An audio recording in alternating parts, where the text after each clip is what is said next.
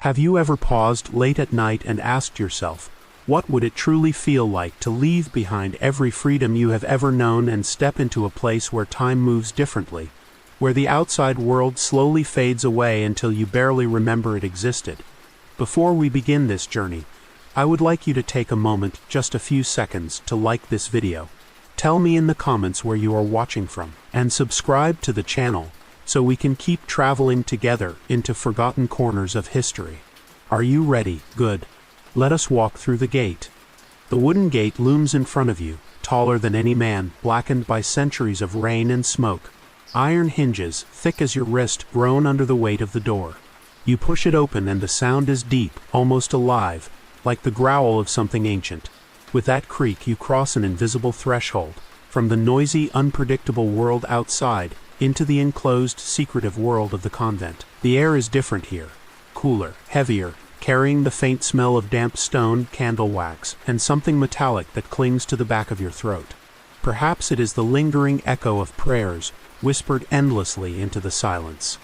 As you step inside, the noise of the town vanishes as if swallowed by the walls. No merchants arguing over the price of wool, no laughter of children, no rumble of carts on cobblestones. The silence presses against your ears, until even the beating of your own heart sounds too loud. Then, from somewhere unseen, a bell tolls. One deep, resonant strike, followed by another, and another. Each vibration rattles in your chest like the heartbeat of the building itself. The message is clear. You are no longer in the world you knew. You belong, for as long as you remain here, to something much larger, much stricter, and perhaps much stranger. Your eyes adjust to the dim light filtering through narrow windows. The stone corridors stretch into shadow, lined with arches that seem to swallow what little light exists. The cloister garden lies in the center, its paths neat, its herbs carefully tended, but even here the air feels restrained. A crow, black feathers glistening, perches high on a crossbeam and caws once, harshly. The sound echoes like a warning, or, depending on how much sleep you had last night, perhaps like a sarcastic good luck. Everywhere, you sense the weight of invisible eyes. Are they the eyes of saints painted on the walls, staring down from faded frescoes with solemn expressions? Are they the eyes of the living nuns who move silently through the halls, skirts brushing against the stones like whispers? Or, if you let your imagination slip too far, are they the eyes of something else, something that does not belong to this world yet seems perfectly at home in the stillness of the convent? You hesitate in the doorway, and for a moment you almost laugh at yourself. Maybe it is just a building. Maybe you are overthinking. After all, the nuns here are just women, ordinary people who chose an extraordinary life. And yet, the longer you stand here, the more the walls seem to lean closer, as if trying to decide whether to accept you. Your hand brushes the rough stone, cold, damp, the grooves worn deep by centuries of hands before yours. How many people stood here at this very spot wondering the same thing? How many never left? Imagine being a 16-year-old girl, your family, arranging your entry into the convent without asking what you wanted. Imagine being told this gate is both your entrance and your prison. Do you smile bravely and step forward? Or do you glance back one last time, trying to burn into your memory the sight of open sky, knowing you might never see it freely again? The gate closes behind you with a heavy thud. The sound is final, like a judge's gavel. Suddenly, you feel cut off from the world outside. And in a way, you are. For once inside, you are bound by rules older than you, older than your parents, perhaps even older than the very stones beneath your feet. The question is not only whether you can survive here. It is whether you can surrender yourself to a rhythm of life so strict, so relentless, and so strange, that even breathing feels like part of a ritual. This is where your journey begins. The strange world of medieval nuns is not one of fairy tale serenity. It is a world where silence is louder than noise, where laughter is forbidden but temptation always finds a way in, and where every step you take echoes with secrets that may never be spoken aloud. You are inside now, and the convent has a way of keeping its secrets. The real question is, will it keep you as well? What would it feel like to swear away everything that makes you human, your voice, your body, your laughter, your freedom, and replace it with obedience that lasts a lifetime? As you move deeper into the convent, the first reality that strikes you is the binding power of the vows. They are not simple promises whispered in a moment of inspiration. They are lifelong chains, invisible but unbreakable, forged in ritual, prayer, and fear of eternal damnation. The three great vows dominate every nun's existence: poverty, chastity, and obedience. To live in poverty meant more than giving away your family jewels or fine dresses. It meant surrendering the very idea of ownership. Even the quill you use to copy a text or the blanket that warms you at night is not yours. It belongs to God, held in trust by the convent. Imagine needing to ask permission just to borrow a needle or to drink an extra cup of water. In a world where survival already balanced on a knife's edge, this vow stripped you of every illusion of control. Chastity, the second vow, was perhaps the most terrifying. For many women of the Middle Ages, marriage was expected, children inevitable, desire unavoidable. Here, that path was cut off entirely. You were told that your body was no longer your own, it belonged to heaven. Yet human nature does not vanish with a few solemn words. Nuns prayed to resist temptation, but whispers survive in chronicles, secret romances, desperate embraces stolen in candlelit halls, even entire scandals where entire convents were accused of harboring forbidden loves. Picture yourself at 25, heart still alive, and imagine being told that even the flutter of attraction in your chest is a sin that could stain your soul forever. Could you bear that weight? And then comes obedience, the vow that held the others together like iron clamps. To obey meant to surrender not only your actions, but your will. If the abbess commanded silence, you held your tongue, no matter what burned in your throat. If she demanded you fast, you starved without protest. If she ordered you to kneel for hours, even while your knees bled on the cold stone floor, you obeyed. Think about that for a moment. Today, people complain when their Wi-Fi cuts out for 10 minutes. Back then, a nun could not even decide when to eat or speak. Somewhere, there is a cosmic joke in there, and if medieval nuns could laugh freely, perhaps they would be the first to get it. But the vows did not stop there. Some convents enforced additional pledges, vows of silence, where months could pass without a single word. Vows of enclosure, meaning you never left the convent walls again. And vows of humility so strict, you were forbidden from looking into a mirror. Imagine shaving your head as a sign of renunciation, never seeing your reflection clearly, and being told your beauty, if you ever had any, was a threat to your salvation. Harsh, absolutely. Effective sometimes. Ridiculous. Well, if you are imagining a line of nuns bumping into each other in the dark because they were not allowed to light a torch or look at themselves, you are not entirely wrong. Even in solemnity, life had absurd edges. Now ask yourself, could you live like this? Think of the last time you stayed quiet during an argument just to keep the peace. Did it burn inside you? Did it feel like swallowing fire? Multiply that by years, decades even, and you might taste a fraction of the vow of obedience. Or think of every possession you cherish, your phone, your photos, even the silly mug on your desk that makes you smile. Now imagine all of it taken away, forever, because ownership is not permitted. Would you remain peaceful, or would resentment gnaw at you, night after night, as the bells forced you awake at dawn? The vows were designed to shape not just behavior, but identity. You were no longer Anna or Margaret or Isabella. You were sister, bride of Christ, servant of a divine order that demanded everything and returned little except discipline and perhaps spiritual solace. Some women found liberation in this stripping away of self. Others found madness. The chronicles are filled with both kinds of stories. One nun reportedly laughed hysterically for hours after taking her vows, claiming joy had overwhelmed her, though the others whispered it sounded more like despair. And yet, for all their harshness, the vows also created a strange form of power. In a society where women were often voiceless, these chains paradoxically gave them authority. A nun bound by chastity could not be married off like property. A woman under vow of poverty could not be robbed of her inheritance, because she had none. And one who obeyed only the abbess could, in theory, defy the demands of powerful men outside the convent. What appeared as submission was sometimes a hidden shield. But was it worth the price? You can almost hear the echo of the question inside those stone walls. Would you trade freedom for safety, self for sanctity, desire for discipline? There is no simple answer.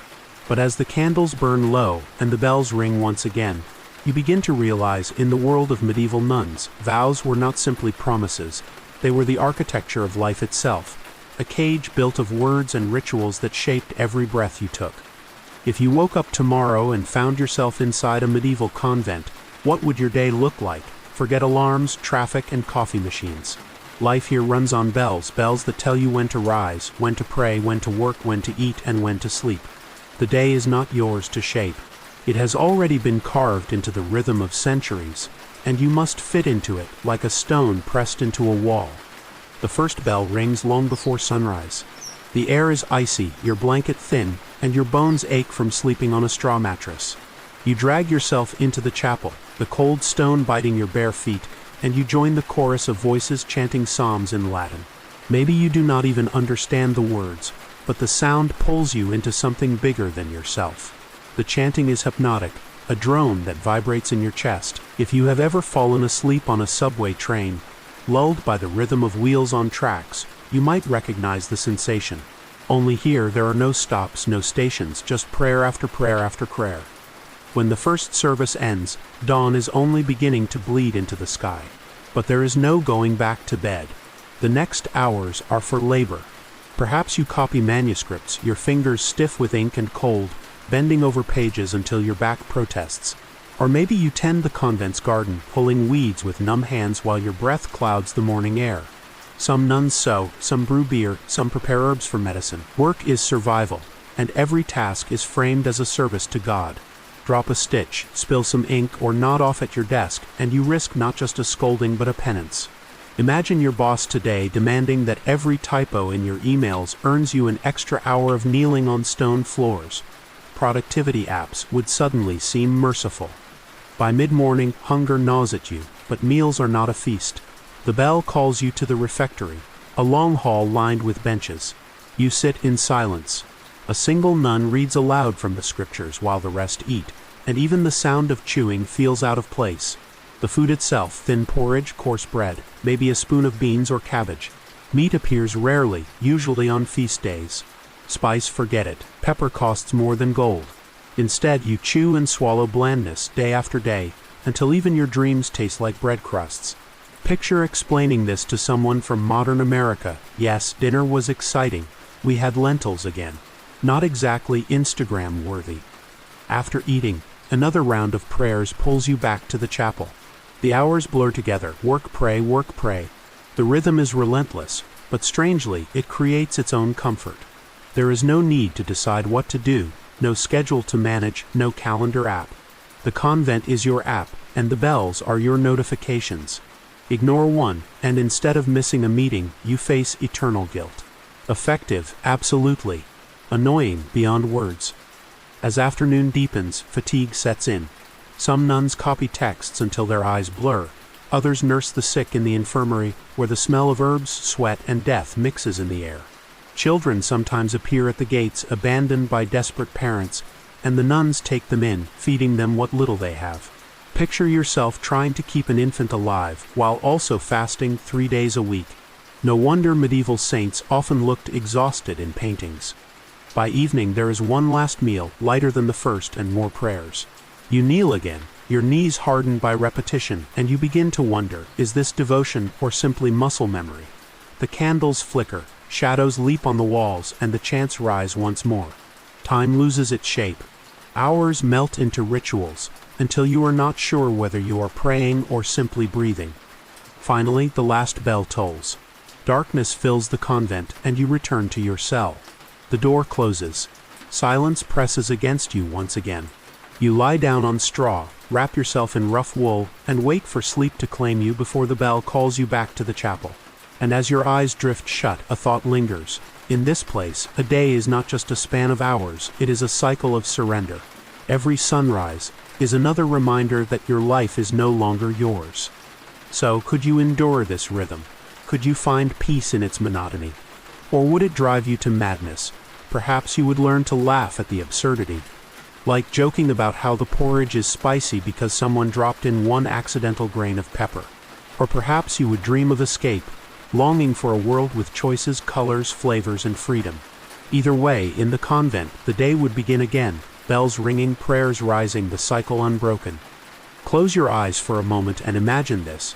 You are sitting in a stone chapel lit only by candles, the air heavy with the scent of wax and smoke, when suddenly a wave of voices rises around you. Dozens of women sing in unison, chanting words in a language you barely understand, and yet the sound pierces through your bones. It is not music in the modern sense, no catchy melody, no beat to tap your foot to, but it is hypnotic, powerful, and strangely beautiful. This is the soundscape of the medieval convent, prayer and music woven together until you can't tell where one ends and the other begins. The day in a convent is divided into the hours of prayer: matins before dawn, lauds at sunrise, prime terce, sext, nun, vespers, and finally compline at night. Each hour was not just a moment to say a few words. It was a ceremony, carefully structured with psalms, readings, and chants. Imagine your entire life punctuated not by coffee breaks or meetings, but by collective singing that echoed through stone halls. If Spotify existed back then, their playlists would have been 8 variations of Gregorian chant, extended edition. The chants themselves, often in plain chant or Gregorian style, were designed to erase individuality. You did not sing to show off your voice. You sang to dissolve into the community, to let the words rise as one body of sound aimed toward heaven. The melodies often moved step by step, like climbing stairs in the dark, never straying far from a central note. To modern ears, it can sound monotonous. But stay with it long enough, and something strange happens. The repetition pulls you into a trance as though time itself has slowed. Science today might call it meditative entrainment, your brain waves syncing with the rhythm until the boundaries of self blur. For the medieval nun, it was a taste of the divine. And yet, not all was solemn. Some nuns reportedly added flourishes to their chants, playful little leaps that annoyed strict abbesses. Imagine being scolded not for talking during choir practice, but for singing too joyfully. Sister Agnes, this is prayer, not karaoke night. The tension between discipline and human impulse was always there. After all, can you really stop yourself from humming a tune if the rhythm gets under your skin? The physical act of chanting also shaped their bodies. Hours of standing, bowing, and projecting their voices in cold chapels built incredible stamina. Records suggest that some women sang through illness, their thin voices cracking but never stopping. One abbess even claimed that chanting could drive out demons, not metaphorical demons of laziness, but literal spirits believed to lurk in the shadows. In that sense, music was more than worship. It was spiritual warfare. Every note was a weapon, every harmony a shield. Now picture yourself in the middle of the choir. Your voice blends with the others until you can't tell which sound is yours. The Latin syllables roll over your tongue, strange yet familiar. Dominus vobiscum. The vibration rattles your chest. Maybe you start to sway slightly, not out of rebellion, but because your body cannot remain still in that ocean of sound. At some point, you stop thinking about the words altogether. You are the chant, and the chant is you. But let us be honest, sometimes the sheer amount of chanting was overwhelming. 8 times a day, every day for decades. Imagine going to the gym every 2 hours for your entire life. That is devotion. Or madness. Or maybe both. Chroniclers record nuns falling asleep mid-psalm, their heads nodding forward until another nudged them awake. Some convents introduced rules: if you yawned too loudly during prayer, you faced penance. Try not to laugh imagining a line of exhausted nuns trying to muffle yawns while chanting about eternal vigilance. Still, music had power. It shaped memory. A nun might forget what day it was, but could recall every psalm by heart. It shaped emotion too. During funerals, the chants deepened grief into something sacred. During feast days, the melodies lifted hearts, even if the food did not. In fact, some scholars argue that the convent choir was one of the earliest forms of female collective power. Their voices, though bound by rules, created a sound no man could silence.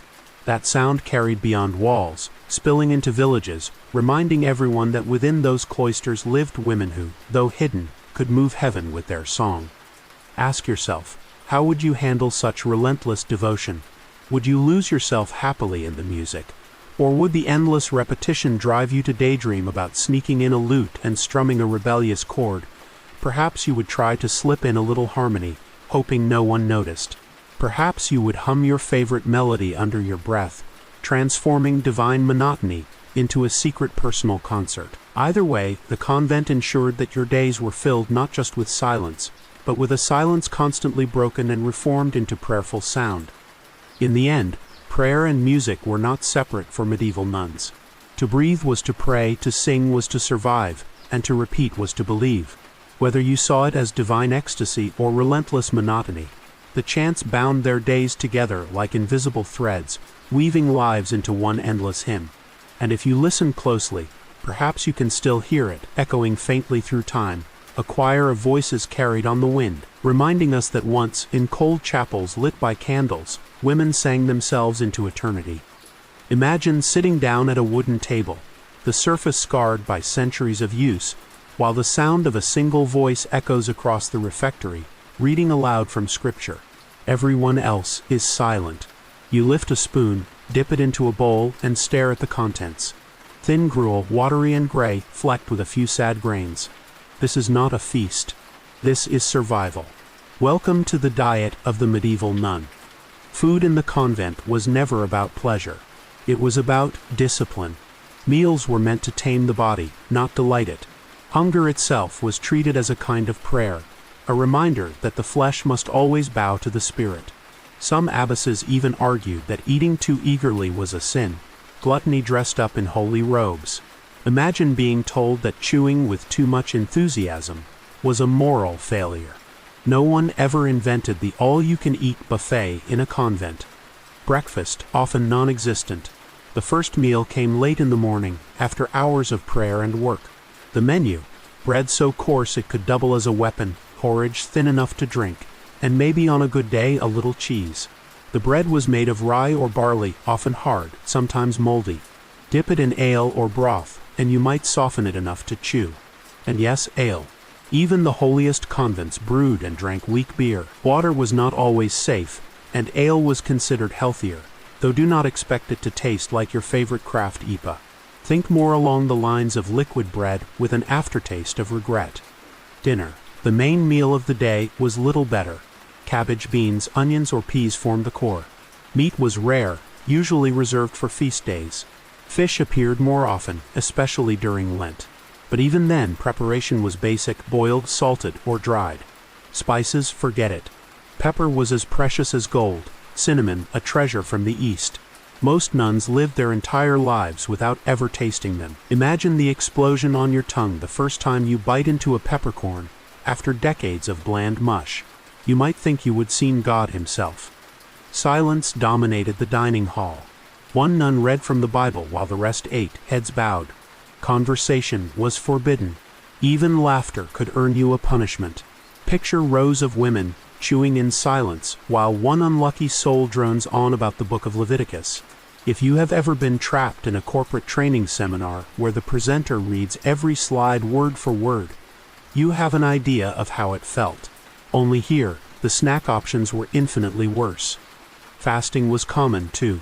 Many convents required fasting several days a week, sometimes eating only one meal a day. During Lent, restrictions grew harsher. Imagine dragging your body through hours of chanting, gardening, or copying texts while your stomach growls like a wild animal. Some nuns fainted from hunger. Others reported visions, whether from divine revelation or low blood sugar is up for debate. Modern doctors might call it hypoglycemia.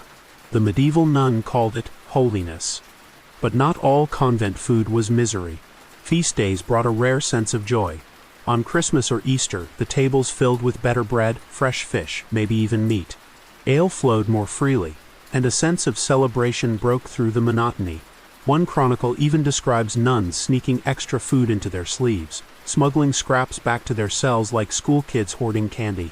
Human nature has a way of finding loopholes, even in the most sacred kitchens. Cooking itself was an act of devotion. Nuns assigned to the kitchen rose before dawn, grinding grain, boiling pots, tending fires. The work was endless, and mistakes had consequences. Burn the bread and you might face penance, not just because of waste, but because it was seen as failing God. Imagine living in a world where your overcooked peas could be considered a spiritual crisis. Now ask yourself, could you endure such a diet? Think of your favorite foods: burgers, pizza, sushi, tacos. Strip all of that away and replace it with bread, beans, and broth. Day after day, week after week, would you learn to find joy in simplicity? Or would you dream each night of cheeseburgers falling from heaven? Maybe you would start a secret black market spice trade with the village outside, slipping coins through cracks in the wall for a pinch of pepper. It sounds absurd, but similar stories exist. Nuns accused of hoarding forbidden treats, abbesses scolding them for smuggling luxury food. Some resisted temptation. Others, well, they had stronger cravings than faith. Food, or the lack of it, shaped the rhythm of convent life. It tested endurance, fostered obedience, and reinforced humility. And yet, even in its blandness, it carried symbolism. Bread represented the body of Christ, ale the blood, and fasting the imitation of his suffering. For the medieval nun, every bite or refusal to bite was part of a spiritual drama. The table was not just a place of eating. It was an altar of discipline. So, next time you are frustrated because your favorite cafe ran out of oat milk, imagine a medieval nun staring into a bowl of cabbage water. Would she laugh at your misery, or would she weep with envy at your choices? Either way, her food was never about pleasure. It was about sacrifice. And every spoonful was another reminder: in this life the spirit must feast while the body starves. Rules. Everywhere you turn in a medieval convent, there is another one waiting to trip you. They were not small suggestions or friendly guidelines. They were the backbone of the cloister. Lines drawn in stone that shaped every action, gesture, and even thought. To break a rule was not just disobedience. It was a threat to the spiritual balance of the entire community. And many of those rules, to our modern eyes, they seem downright bizarre. Take laughter, for instance. Nuns were often forbidden from laughing too loudly, or at all. Laughter was seen as frivolous, disruptive, even dangerous. Imagine living in a world where giggling at a joke about a donkey slipping in the mud could be grounds for punishment. Historians record cases where nuns had to kneel for hours just because they could not suppress a chuckle. Picture yourself in a silent dining hall, trying to keep a straight face while Sister Agnes sneezes so loudly it echoes off the stone walls like thunder. You would probably crack, and then you would pay for it. Mirrors were another oddity. Many convents banned them entirely. Looking at your own reflection was considered vanity, a gateway to pride. Without mirrors, you might live your entire life never truly knowing what you looked like. Your identity was supposed to be inward, not outward. But let us be honest, sooner or later, someone probably tried to catch their reflection in a polished bowl of water, only to feel guilty afterward. Imagine the cosmic comedy of being scolded because you lingered too long staring at your soup. Silence, too, had its own peculiar rules. Entire hours, sometimes entire days, were dedicated to absolute quiet. During these times, communication was reduced to hand gestures, pointing, nodding, waving. Some convents developed elaborate sign languages, a gesture for bread, one for water, one for please pass the ink. Picture a line of nuns flapping their hands at each other across the refectory like medieval charades. Functional, yes. Dignified, not so much. Even movement was regulated. Walking too quickly was discouraged, as it suggested impatience. Running, absolutely forbidden. You had to move with deliberate slowness, as though every step were a prayer. Imagine being late for prayers and realizing you can't even jog without breaking the rules. You shuffle faster, skirt swishing, heart pounding, but technically you are still walking. The image is almost comical, an entire hallway of women power walking towards salvation. Clothing had rules as well. Habits, the traditional nun's outfit, varied by order, but most emphasized plainness. Bright colors were banned. Fabrics were coarse. Decoration was forbidden. Even shoelaces could be regulated. Some rules specified how wide your sleeves could be, how tightly your veil had to cover your hair, and even how often you were allowed to wash. Spoiler, not often. Forget perfume. Forget jewelry. Your entire identity was draped in modesty, whether you liked it or not. And let us not forget food-related rules beyond fasting. Certain convents had regulations about how food could be served and even chewed. You were expected to eat slowly, without slurping or crunching, and never to ask for seconds. Some abbesses monitored portion sizes so strictly that records exist of women being punished for taking too large a bite of bread. Imagine a dining hall where your chewing speed is under surveillance. Suddenly, your workplace cafeteria does not sound so bad. There were rules about sleep, too.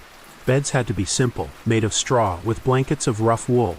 Some orders forbade pillows entirely, considering them indulgent. Imagine decades of trying to sleep without ever resting your head on something soft. Worse yet, sleep was often interrupted. Bells rang in the middle of the night to summon you back to prayer. One moment you are dreaming about fresh peaches, the next you are stumbling half awake into a freezing chapel, trying to remember the Latin words through a fog of exhaustion. Why such strange rules? Because in the eyes of the convent, every detail of life was a battlefield for the soul. Vanity, laziness, gluttony, impatience, these were enemies to be crushed. The rules were weapons in that war. From the outside, it might seem absurd to punish someone for sneezing too loudly, but inside, the smallest slip was a crack where sin could enter. Discipline was absolute. And yet, human nature never disappeared. Nuns found ways to bend the rules. They whispered when silence was required, shared jokes with hidden smiles, traded extra food when no one was looking. Some convents tolerated these small rebellions. Others cracked down ruthlessly. But wherever there are humans, there are loopholes. One 15th century abbess complained in a letter that her nuns had begun exchanging improper laughter during times of solemnity. Translation: they could not keep a straight face. Honestly, who could? Ask yourself this. Could you live under such rules? Could you go years without laughter, mirrors, or even the luxury of running when you felt like it? Would the discipline strengthen you, or would you snap under the pressure? Perhaps you would invent your own set of silent hand gestures just to survive. Or perhaps you would sneak a shard of polished metal under your mattress, risking punishment just to remember your own face.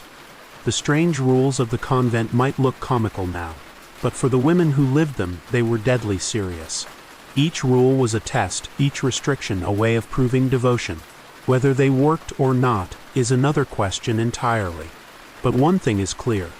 Life in a medieval convent was not just about prayer. It was about learning to live within a cage of rules so tight that even laughter could become a sin. Picture this. You have just laughed during prayer, or maybe you nodded off while copying a manuscript. To you, these feel like small mistakes, the kind of slip-ups anyone would make. But in a medieval convent, the tiniest misstep could unleash a wave of punishment that feels more suited to a prison than a place of worship. Punishments in convents were not simply about correcting behavior. They were about crushing the will, shaping the soul, and driving home the point that your body was not yours. Every act of disobedience, no matter how small, was seen as a crack in the wall of devotion. And the wall had to be sealed quickly and painfully. One of the most common penalties was isolation. A nun who broke the rules might be locked away in a bare cell, sometimes for days, with nothing but bread and water. Imagine being trapped alone in silence, the cold stone pressing in, while outside you hear the chants of your sisters echoing without you. Isolation was meant to starve not only the body, but the spirit, cutting you off from the very community you had vowed to join. Then there was prostration, lying face down on the floor, often in the chapel, for hours at a time. While the others prayed around you, you remained still, a living reminder of failure. Picture lying there while your knees ache, your stomach growls, and candle smoke burns your eyes, knowing that every passing second marks you as an example. It was not just punishment. It was humiliation woven into worship. Another dreaded penance was kneeling for long periods on bare stone. Imagine pressing your knees against cold slabs until the pain radiates up your spine. Some women knelt so long that their skin broke open, and yet they stayed, whispering prayers through gritted teeth. Modern gyms might promise toned legs from squats, but medieval nuns had knees of iron forged in misery. Corporal punishments also existed, though historians debate how common they were. Some convents used the discipline whip, a small scourge made of leather thongs. Nuns were sometimes ordered to whip themselves during prayer, striking their backs until blood welled. It was framed as cleansing, a way to imitate the suffering of Christ. But whether imposed by an abbess or performed voluntarily, The pain was real, the scars lasting. Imagine being told to beat yourself until your skin split, not because you had sinned greatly, but because your thoughts wandered during psalms. Even food could be used as punishment. Bread and water diets were common, stripping away what little variety there was. In harsher cases, meals were taken away entirely. Some abbesses required guilty nuns to fast for days, watching others eat while they sat empty-handed. Imagine the torment, the smell of cabbage soup filling the hall while your bowl remained bare. Hunger became both teacher and executioner. Silence could also be imposed as a sentence. Breaking the vow of silence might earn you an even longer period of enforced muteness. The cruel irony, the one who spoke out of turn was punished by losing the very thing she misused. Imagine weeks without speaking, trying to communicate only with gestures, while frustration boils inside you. And then there was public shame. Some convents forced rule breakers to confess aloud in front of their sisters, declaring their faults for all to hear. Others required them to wear special garments, rags, or signs announcing their sins. One record tells of a nun forced to eat her meal on the floor like a dog, while the others sat at the table. It was meant to remind her of humility, but it reads like cruelty. Of course, not every punishment was grim. Some were bizarre, almost absurd. In certain convents, a nun might be made to sit in the doorway during meals, begging forgiveness from each sister who passed. Others had to carry heavy stones during processions, stumbling under the weight as everyone looked on. Human creativity, when applied to discipline, knows no bounds. Now ask yourself, how would you endure such punishments? Could you kneel for hours until your body screamed? Could you sit in silence while others laughed, or starved while others ate? Would the humiliation break you, or would it forge you into something harder, colder, more obedient? Perhaps you would rebel inwardly, turning punishment into fuel for secret defiance. Or perhaps, after enough pain, you would surrender completely, losing the line between devotion and submission. Punishment in the convent was not about justice. It was about control. It reminded every nun that the convent was not her home but her cage, and that the abbess held the keys. To live here was to accept that every mistake carried a price, and sometimes that price was carved into your very flesh. Imagine walking into a quiet scriptorium, the long wooden desks lined with inkpots, quills, and stacks of parchment. The air smells of ink, wax, and dust from centuries of use. A dozen nuns sit bent over their work, their heads covered by veils, their eyes strained in the dim light.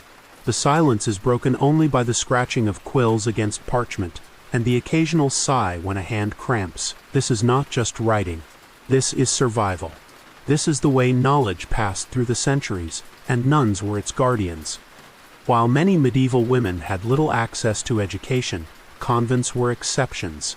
Inside these walls, young girls could learn to read and write, to chant psalms in Latin, and sometimes even to study theology, medicine, or music.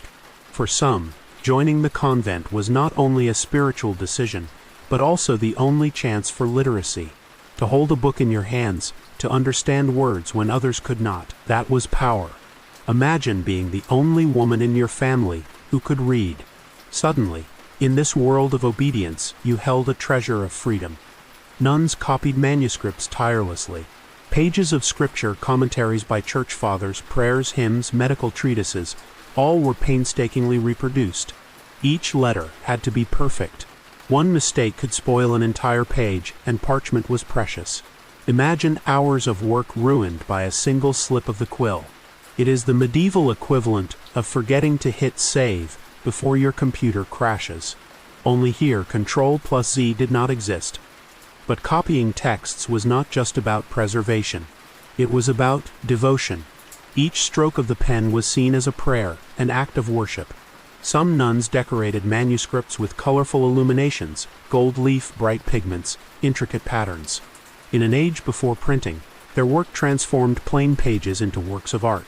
Today, scholars marvel at these illuminated manuscripts, wondering how hands so constrained by discipline could create such beauty. Perhaps discipline sharpened creativity, channeling it into flourishes that still dazzle the eye. Education went beyond books.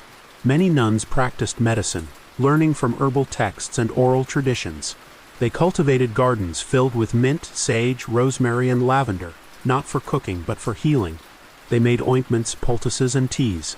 In an age when doctors were rare and expensive, convent infirmaries provided care for the sick. Imagine a nun grinding dried herbs with a mortar, whispering prayers as she prepares a remedy for fever. To the patient, the line between science and faith blurred, and perhaps it did not matter. What mattered was survival. Music was another realm of knowledge. Chanting psalms was not just ritual. It was training in rhythm, memory, and harmony. Some nuns became skilled composers, their works echoing long after their deaths. One of the most famous, Hildegard of Bingen, left behind not only music but also writings on theology, medicine, and visions. She became a voice in a world that rarely listened to women. Imagine the courage it took to send her works into the world, knowing some men dismissed her as dangerous or delusional. Yet her knowledge still sings across the centuries. Mathematics and astronomy sometimes found their way into convents too. Calendars were essential for marking holy days, and someone had to calculate them. Some nuns became experts in charting time, using stars, moons, and complex tables. To them, the heavens were not only God's creation but also His clock. Standing under the night sky, they read it like a book. But with knowledge came suspicion. Not everyone approved of educated women. Some accused nuns of dabbling in forbidden learning, of stepping too close to magic. An herbal cure might be praised as wisdom in one century, and condemned as witchcraft in the next. Knowledge was both gift and danger. Too much could bring power. Too much power could bring enemies. Ask yourself, what would you have done in such a place? Would you spend your nights hunched over parchment, copying words until your vision blurred? Would you experiment with herbs, risking accusation for the sake of healing? Or would you bury yourself in music, letting your voice rise higher than the suspicion of men? Knowledge in the convent was never neutral. It was sacred, contested, sometimes feared. And yet, without these women, how much of the past would have vanished? How many texts, how many cures, how many melodies would be lost to time? The nuns of the Middle Ages may have lived behind walls, but through their hands the world outside survived. Imagine walking into the convent infirmary. The air is thick with the smell of herbs, sage, rosemary, mint, lavender, mixed with the sharper scent of vinegar and smoke. A row of wooden beds lines the walls, each occupied by a coughing, groaning patient. Some are nuns, weakened by fasting or long nights without sleep. Others are strangers from the village, admitted through the gates because no one else would treat them. In this room, prayer meets medicine, faith meets science, and survival depends on both. For many medieval communities, convents were the closest thing to hospitals. Nuns studied herbal remedies, learned from ancient texts, and passed knowledge down from generation to generation. They knew which roots eased pain, which leaves calmed fevers, which flowers soothed the stomach. They brewed teas, crushed ointments, and mixed salves. Sometimes their treatments worked remarkably well. Willow bark, for example, contains the same chemical that would one day become aspirin. Imagine a nun handing you a bitter tea that eases your headache centuries before modern pharmaceuticals. But convent healing was never just physical. Every remedy was accompanied by prayer. A poultice might be bound to the skin with whispered psalms. A patient might be sprinkled with holy water as herbs were applied. To the medieval mind, disease was not only biological but also spiritual. Demons, sin, or divine punishment were all possible causes. Healing required not just herbs but holiness. For patients, the line between medicine and miracle was thin, and maybe that gave the treatment more power. Nuns also served as midwives. They helped women through childbirth, offering comfort, herbs to ease pain, and prayers for safe delivery. Childbirth in the Middle Ages was dangerous, and many women died in labor. The presence of a nun could mean the difference between life and death. Imagine kneeling beside a woman, chanting prayers as you press a cool cloth to her forehead, knowing that both her life and her child's depend on your hands. Yet with healing came suspicion. Some church authorities worried that women practicing medicine might cross into forbidden territory. A cure admired in one decade could be condemned as witchcraft in another. Records show that nuns were sometimes accused of sorcery for their knowledge of herbs. Imagine the irony. A nun who saves a life one day might be whispered about as a witch the next. Knowledge for women was always dangerous. Still, many convents embraced healing as holy duty. They opened their gates during epidemics, tending the sick when others fled. During the Black Death, some convents became overwhelmed, their nuns dying alongside their patients. The chronicles describe rows of graves dug quickly, entire communities wiped out. Yet even then, the nuns kept treating, kept praying, kept burying the dead. Imagine the courage, or perhaps the resignation, it took to face plague, knowing it would almost certainly claim you too. The work was exhausting. Grinding herbs, mixing ointments, cleaning wounds, comforting the dying. It wore down the body as much as the soul. Yet for many nuns, healing was a form of worship. To bandage a wound was to serve Christ. To ease suffering was to touch the divine. Some even wrote medical treatises, combining observation with faith. Hildegard of Bingen, for example, wrote extensively on plants, animals, and diseases, blending science with visions. Her writings were part encyclopedia, part spiritual meditation.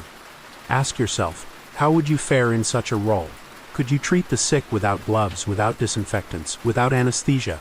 Could you cradle the dying night after night, knowing there was little you could do but pray? Perhaps you would grow numb, detaching yourself from the endless cycle of sickness and death. Or perhaps you would find strange strength, comforted by the belief that every life you touched, even briefly, was sacred. Healing in the convent was never clean, never easy, never certain. But it was essential. Without these women, countless lives would have been lost. In their small infirmaries, where prayers mingled with the scent of rosemary and sweat, medicine was more than treatment. It was resistance against despair, an act of hope carved into the darkness of the Middle Ages. Close your eyes and imagine this. You have been fasting for days, sleeping little, chanting prayers for hours in a cold stone chapel. Your body trembles, your stomach burns, and your mind drifts into strange territory. Suddenly, light bursts behind your eyelids. You hear voices that no one else hears.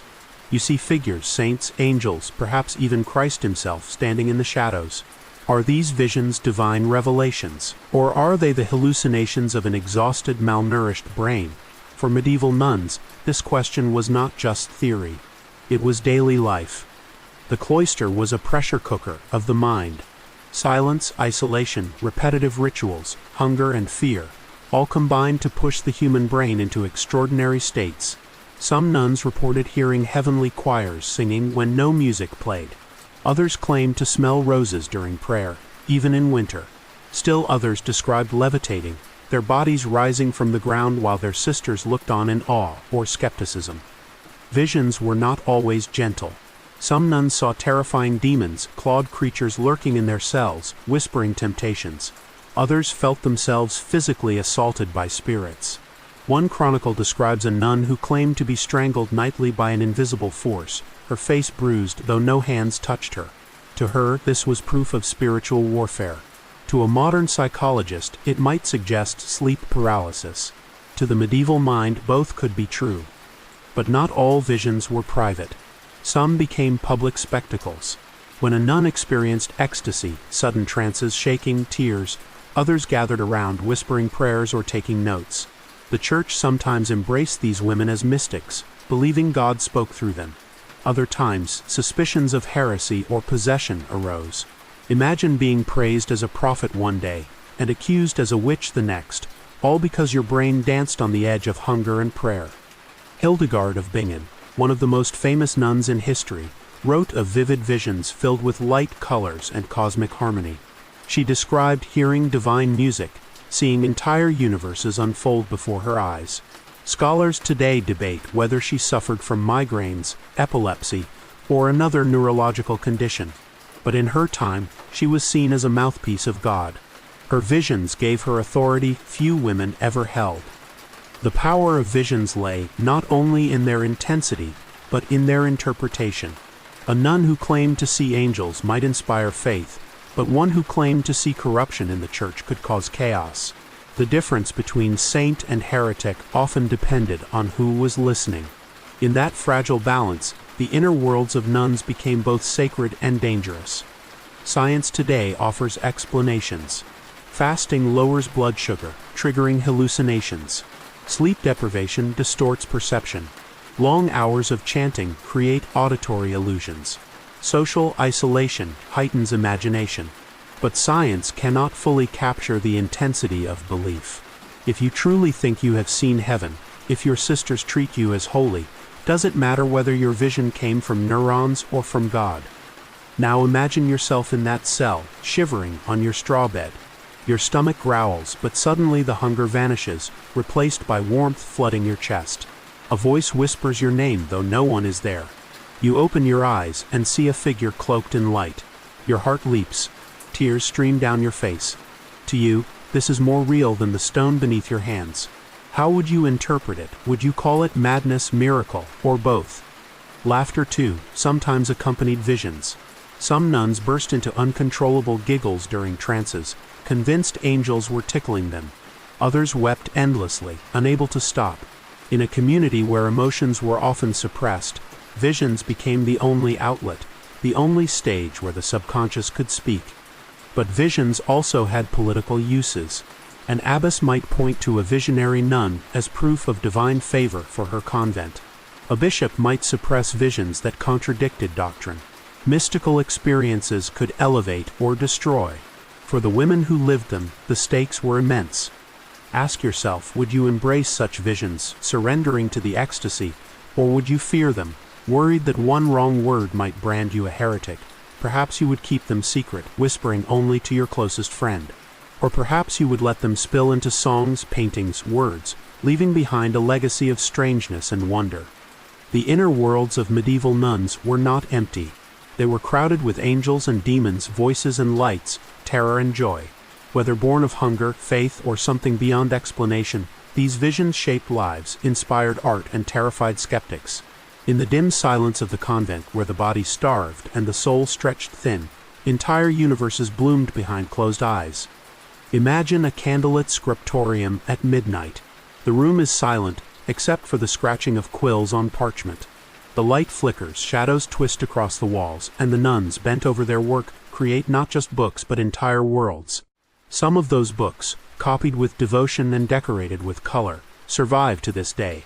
Others, strange and puzzling, defy explanation even now. These are the mysterious manuscripts of the medieval convent. Most convents focused on copying religious texts, psalters, gospels, hymns, sermons. But sometimes strange works crept in. Herbal guides filled with drawings of plants both real and imaginary. Treatises on astrology, blending scripture with star charts. Allegories written in cryptic Latin, filled with images of beasts that no one had ever seen.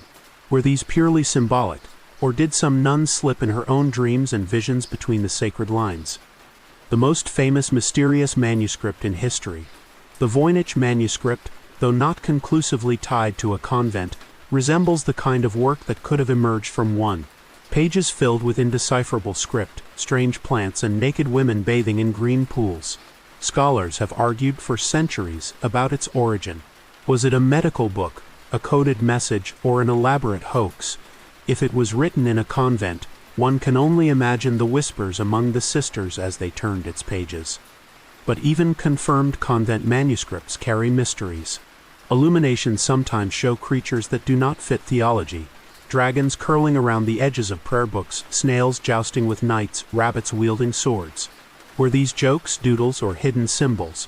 Perhaps they were moments of rebellion, tiny cracks in the wall of discipline where imagination slipped through. Picture a bored nun adding a mustache to a saint's face in the margin, centuries before modern graffiti. Devotion did not erase humor. Other manuscripts contained encoded prayers, written in cipher to protect them from prying eyes. Some abbesses feared that outsiders might misuse their writings. Others may have simply delighted in secrecy. Imagine nuns huddled together whispering over a coded page, giggling like schoolgirls passing notes in class. Knowledge was power, and sometimes it was fun to hide that power. There are also tales of manuscripts written in angelic languages. Nuns claimed their visions gave them words from heaven, strange syllables that spilled onto parchment. To them, these were not nonsense but holy revelations. To later readers, they look like gibberish. Were they divine tongues, or the outpourings of minds stretched thin by hunger and prayer? The line remains blurry. And then there were the marginalia, those little drawings on the sides of pages. Some showed animals with human faces, monks with grotesque bodies, even scandalous scenes hidden between lines of sacred text. It is tempting to think these were rebellious jokes, but perhaps they also served as warnings, allegories, or ways of processing the strangeness of life. Medieval humor was often dark, and convents were no exception. Ask yourself, what would you have written if given parchment, ink, and endless hours? Would you faithfully copy psalms letter by letter until your hand cramped? Or would you slip in a secret sketch, a code, a thought that you were not supposed to share? Perhaps you would create your own symbols, convinced they came from God, even if no one else could read them. The manuscripts of convents remind us that behind the walls lived not only obedient servants, but also thinkers, dreamers, and creators. Some left behind works we still can't decode. Others left doodles that make us laugh centuries later. In every ink blot, every crooked line, every dragon curling around the text, there is a glimpse of the inner lives of women who lived under silence, yet poured their imagination into the margins of history. Picture a wall of stone towering above you, moss creeping between the cracks, iron spikes glinting at the top. This is not just architecture, it is a boundary between two worlds. Inside, silence, prayer, rules, and devotion. Outside, markets, wars, laughter, disease, temptation. For medieval nuns, the convent wall was more than stone. It was a shield, a prison, and sometimes a stage for forbidden contact. Convents were designed to be enclosed. The Latin word claustrum, from which cloister comes, literally means shut in. The walls were physical symbols of spiritual separation. To live inside was to declare yourself apart from the world, cut off from family, ambition, and desire. But the wall was never perfect. Sound traveled, smells drifted, and sometimes people found ways to slip messages through cracks. From the inside, the wall looked like safety. Wars raged outside, armies marched, bandits prowled, famine struck. Villages burned, but convents often remained untouched, protected by their sanctity. Imagine standing at the cloister window, hearing distant screams and smoke rising on the horizon, yet knowing the raiders dare not cross the threshold of holy ground. The wall was salvation. From another angle, though, it was suffocation. For many nuns, the wall meant never again walking freely in fields, never seeing a festival, never embracing family. Letters might come, but visits were rare. Mothers sent daughters to convents, and might never see them again. The wall cut deep, a line of finality. Picture yourself pressing your hand against the cold stone, wondering what laughter or music echoes just beyond reach. Yet despite its severity, the wall was porous in strange ways. Some convents had grills, metal screens that allowed nuns to speak to outsiders without ever touching them. Merchants delivered goods at gates. Families sometimes bribed guards to pass messages. And then there were the priests, confessors, advisors, and sometimes men with less holy intentions. Chronicles tell of priests whispering to nuns through the grills, slipping notes or even tokens of affection. The wall might block bodies, but not always hearts. The outside world also watched the convent closely. Locals saw the walls as mysterious. What went on inside? Were nuns holy, or were they hiding secrets? Rumors spread easily. Some villagers believed nuns possessed magical powers, protected crops, or cursed enemies. Others thought the convent hid scandals. The walls magnified curiosity, turning nuns into both symbols of holiness and targets of gossip. During times of plague, walls were no protection. Disease slipped through gates with merchants, priests, or desperate villagers seeking help. Suddenly, the safety of the wall became a trap. Imagine coughing in the dormitory, listening as one by one your sisters fall ill. The outside world's suffering had invaded, and there was no escape. But walls also served as stages for rebellion. Some nuns secretly climbed them, sneaking into villages under cover of night. Others smuggled letters out, complaining about harsh abbesses or appealing for rescue. One scandalous chronicle describes nuns tying sheets together to escape like characters in a comedy play. Picture veiled women dangling awkwardly down stone walls, trying not to tear their habits. Not exactly graceful, but certainly unforgettable. Ask yourself, would you see the wall as comfort or as cage? Would you feel safe behind it, protected from chaos, or would you dream endlessly of slipping beyond it? Perhaps you would press your ear to the cracks, straining to hear the bustle of markets. Perhaps you would scribble a secret note, hoping a kind passerby would deliver it. Or perhaps you would resign yourself, convincing your mind that the wall was not prison but sanctuary. The wall defined convent life. It kept danger out and devotion in, yet it could never fully silence longing, curiosity, or fear. For the nuns of the Middle Ages, stone was not just stone. It was a symbol of their choice, their sacrifice, their entrapment, and their fragile hope. Imagine being a young girl, maybe 12 or 13 years old, standing in front of your parents as they tell you your future has been decided. You will not marry. You will not inherit. You will not manage a household of your own. Instead, you will enter the convent. For many medieval nuns, this was how it began, not with a calling from God, but with a family decision, often made without their consent. In medieval society, families saw convents as both opportunity and solution. Daughters who could not be married off, perhaps because the family lacked dowry money, or because they had too many daughters, were often sent to convents. To noble families, placing a daughter in a convent could mean prestige, a holy offering to God that reflected well on the entire household. To poorer families, it was survival, one less mouth to feed. This meant many nuns grew up separated from their families. Some were sent as children, raised entirely within convent walls. Imagine leaving your home, your siblings, your parents, and knowing you may never return. Letters could be exchanged, but visits were rare and heavily controlled. A nun's identity was no longer daughter or sister, but bride of Christ.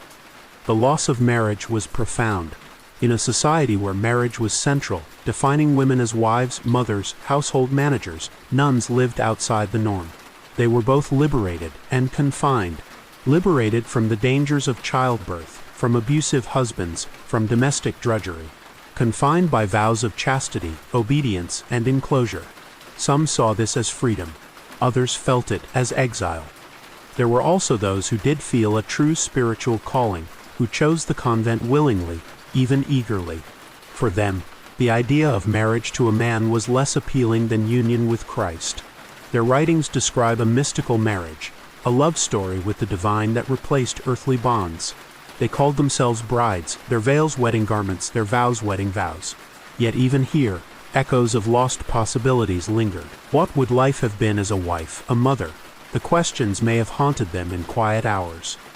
Family ties were not always severed entirely. Wealthy nuns sometimes used their positions to advocate for their relatives, writing letters, securing favors, or praying for family fortunes. Some abbesses acted like power brokers, wielding influence through networks of kinship. In this sense, the convent could extend family ties in unexpected ways. But for many ordinary sisters, the convent was a wall cutting them off, turning family into distant memory. Stories abound of longing. Chronicles mention nuns who wept at hearing news of a sibling's death, unable to attend funerals. Others secretly wrote poems about their lost homes, verses hidden in the margins of prayer books. Imagine whispering your brother's name during midnight prayers, even though you know no one outside will ever hear. And then there were the marriages that never happened. Young women who might have been brides at 14 instead donned veils. Suitors who once courted them vanished. Some girls were betrothed but sent to convents anyway, the engagement annulled by parents' decision. Imagine the heartbreak, one day dreaming of a life with a husband, the next being told your groom will never arrive because your destiny lies in stone walls. Ask yourself, would you accept this as divine will, or would you rage against it? Would you find solace in prayer, convincing yourself your family's choice was for the best? Or would you lie awake night after night imagining children you would never have, anniversaries that would never come? Perhaps you would grow hardened, burying the pain under devotion. Or perhaps you would rebel quietly, holding memories of lost love like a secret flame in your heart. The ties between family and convent were complex. For some, the convent was a grave for their past, where family names and marriage prospects were buried. For others, it was a bridge, a place from which to influence and protect loved ones. But for nearly all, the wall between the nun and her family was thick, and the road not taken. The path of marriage was a shadow that lingered, shaping their inner lives in ways few outside could see. Imagine a place where silence is the rule, where obedience is absolute, and where every action is meant to reflect purity. Now imagine the whispers that slip through those stone corridors anyway. Behind the rigid discipline of the convent, secrets thrived, and scandals erupted, proof that no wall, no vow, no prayer could erase human weakness. Some of the most infamous scandals involved forbidden love. Despite vows of chastity, records reveal nuns caught in affairs, with priests, with visitors, and sometimes with each other. Chronicles describe priests sneaking into convents at night, climbing walls, or bribing gatekeepers. Others tell of secret letters exchanged through windows or gifts slipped into baskets of food. The risk was enormous. Discovery could mean punishment, disgrace, even exile. Yet passion found cracks in stone. There are stories of nuns giving birth in secrecy, their infants hidden or abandoned. In one notorious case, an abbess was accused of covering up multiple pregnancies within her convent. Imagine the shock of villagers who saw veiled women carrying babies, proof that vows were broken. Scandals like these fueled gossip for decades, staining not only the convent but also the reputation of the entire community. But love was not the only source of scandal. Money, too, brought temptation. Convents managed land, collected rents, and sometimes became wealthy. Wealth invited corruption. Some abbesses were accused of hoarding luxuries, eating rich foods while their sisters starved. Others embezzled funds, bribed officials, or lived like queens behind cloister walls. For outsiders, who imagined nuns as models of poverty, such revelations were explosive. Then there were power struggles. Leadership disputes could turn bitter, with factions forming inside the convent. Chronicles describe shouting matches, secret alliances, even physical fights among women who had vowed obedience. Imagine the irony of holy sisters pulling each other's veils in anger. To the outside world, they were saints. Inside, they were human. Mystical visions also sparked controversy. Some nuns claimed divine revelations that challenged authority. When visions contradicted church teachings, they were branded heretical or demonic. One nun's ecstatic trances drew crowds of admirers, but also suspicion. Was she holy or possessed? Accusations flew, reputations crumbled, and sometimes lives were destroyed. Perhaps the strangest scandals involved outright rebellion. In rare cases, nuns fled their convents, abandoning vows.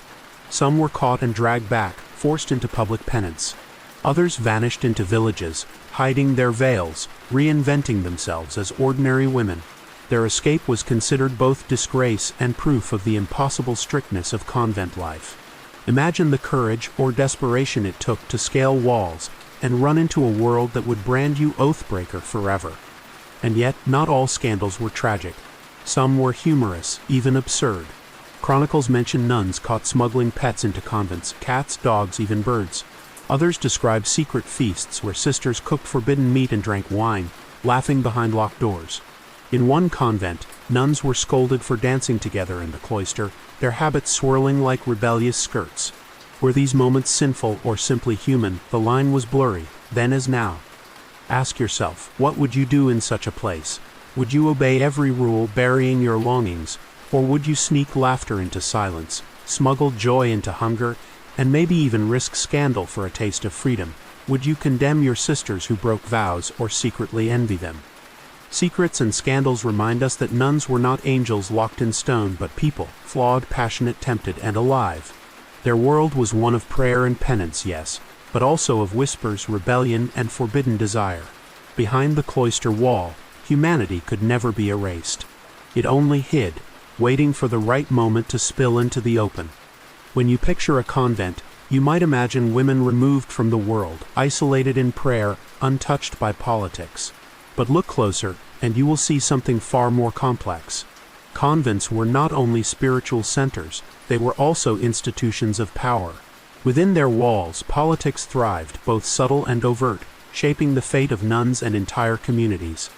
At the heart of convent politics was the abbess.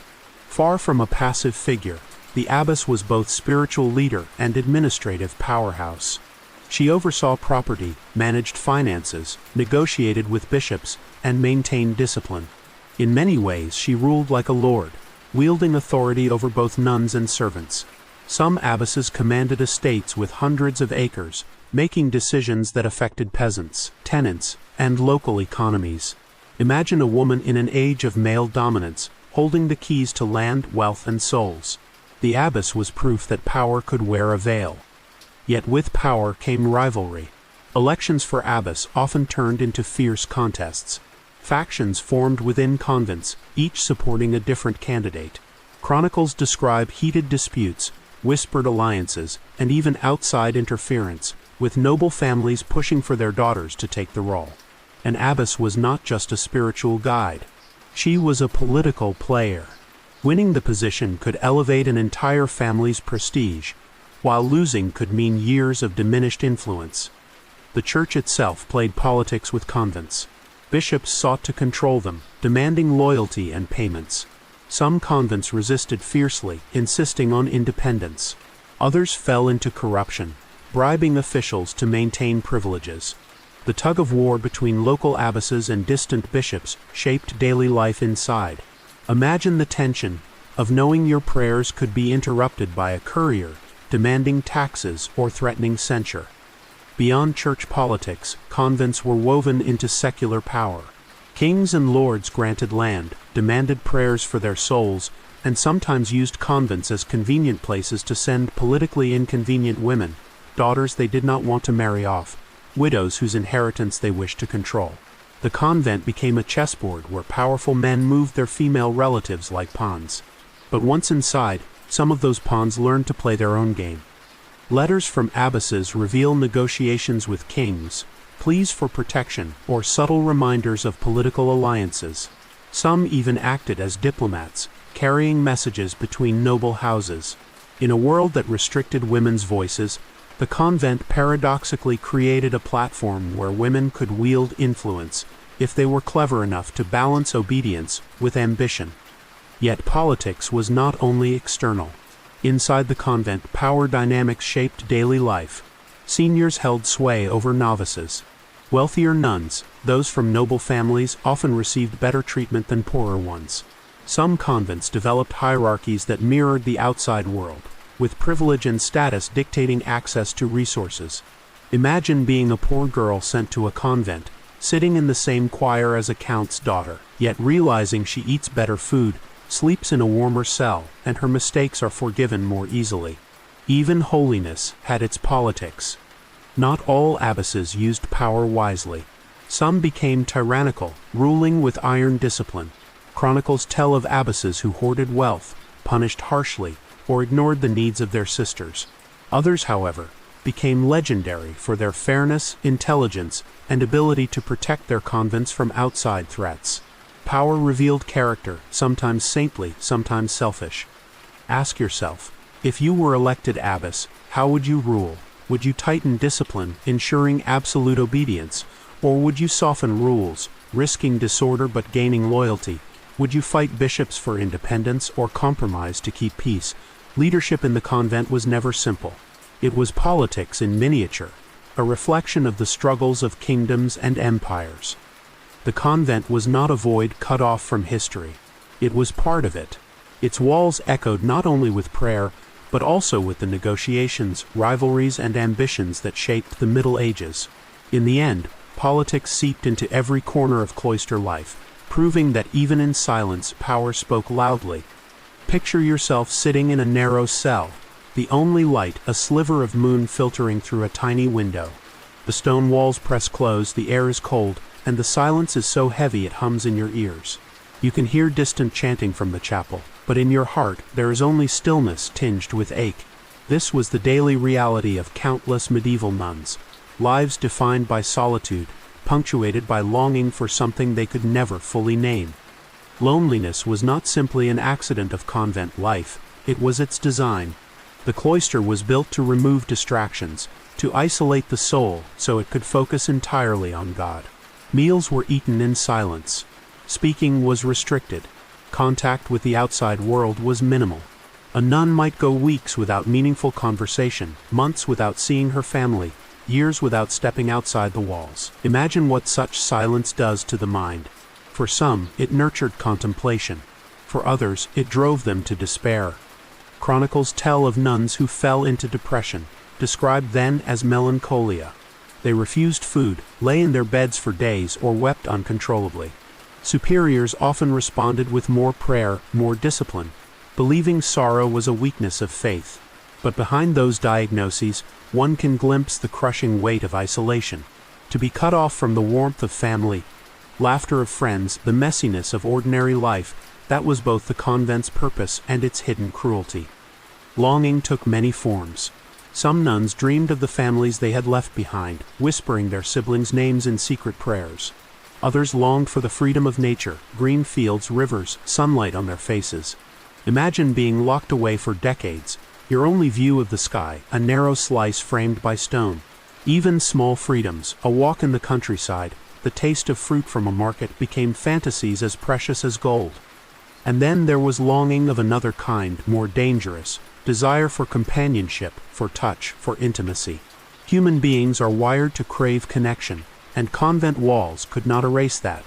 Some nuns formed deep attachments to one another, friendships so intense they bordered on romance. Others found themselves drawn to priests or visitors, igniting passions they were forbidden to acknowledge. These longings could be sources of comfort or of scandal. Yet loneliness also had its strange gifts. In the silence of the convent, some nuns claimed to feel God more closely than ever. Mystics described the absence of human company as a door to divine intimacy. Their writings compare solitude to a lover's embrace, their prayers filled with passionate imagery of union with Christ. For them, longing was not emptiness but fuel, a fire that burned toward heaven. Still, even the holiest mystic was human. Behind the ecstasies there were nights of tears, days of aching quiet. Diaries and poems, those rare glimpses into private lives, reveal words of yearning, even rebellion. One nun compared her cell to a coffin. Another called the silence a chain around the throat. They loved God, but they also missed life. That tension hummed through every prayer. Ask yourself, how would you bear it? Could you spend decades in such solitude, finding joy in silence, or would the longing gnaw at you, driving you to rebellion? Perhaps you would learn to cope, carving tiny freedoms, singing softly when no one listened, sketching dreams in the margins of books, sneaking glances at the world beyond the gate. Or perhaps you would surrender, convincing yourself the ache itself was holy. Loneliness and longing were woven into the fabric of convent life. They shaped the nuns' prayers, their visions, their rebellions, their art.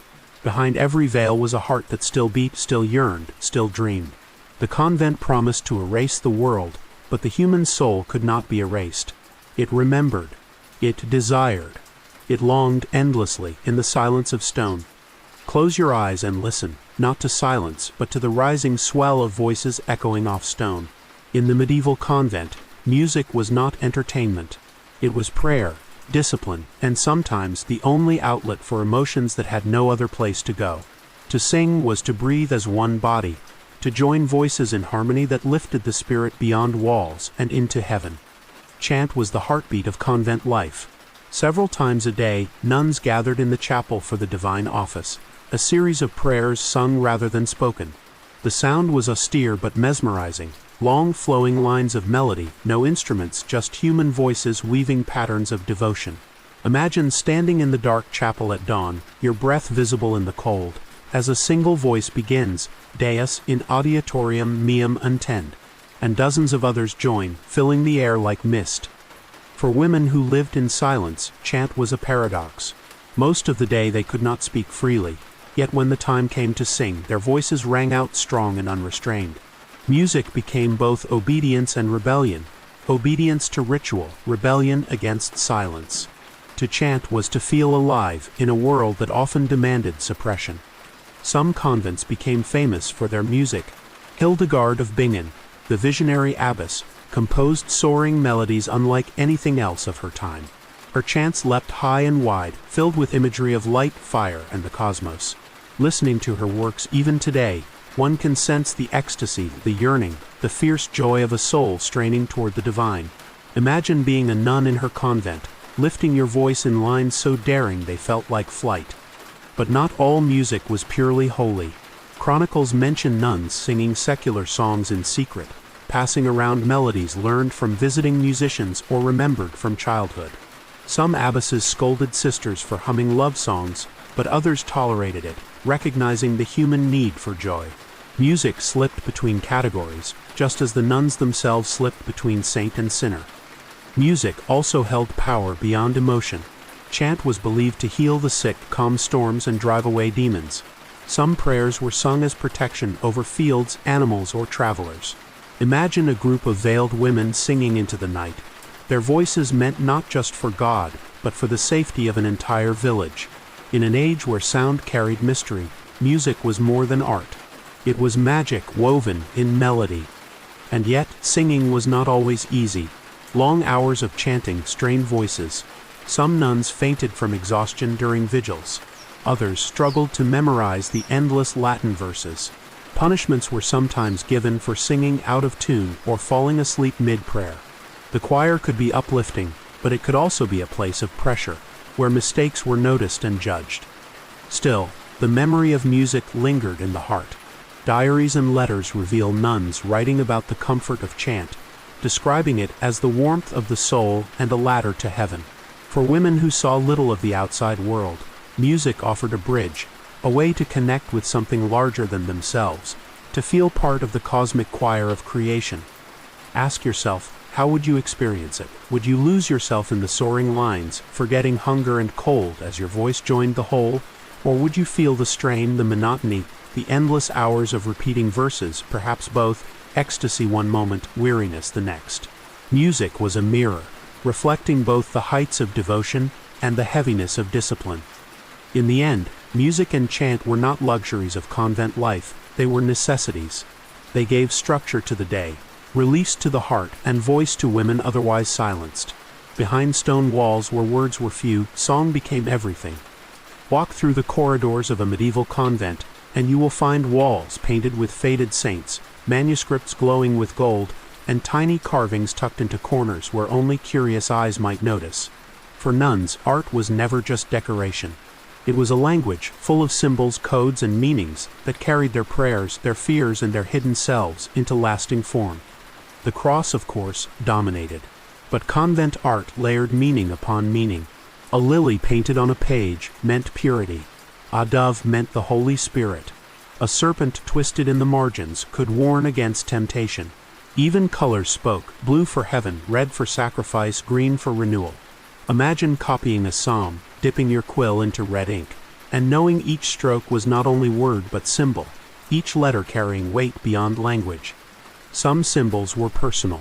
Nuns created secret marks, tiny flowers, initials, or patterns that they inserted into manuscripts to identify their work. For women who were otherwise anonymous, these symbols were signatures, small acts of selfhood hidden in holy texts. Imagine discovering centuries later a delicate star drawn in the margin, and realizing it was one woman's silent way of saying, "I was here." Convent art also reflected visions. Mystics described vivid images, trees blazing with fire, stars singing, Christ as radiant lover, and these visions found their way into paintings and illuminations. To outsiders, the images might look strange, even unsettling, but to the nun who painted them, they were proof of divine encounter. The art was both confession and testimony.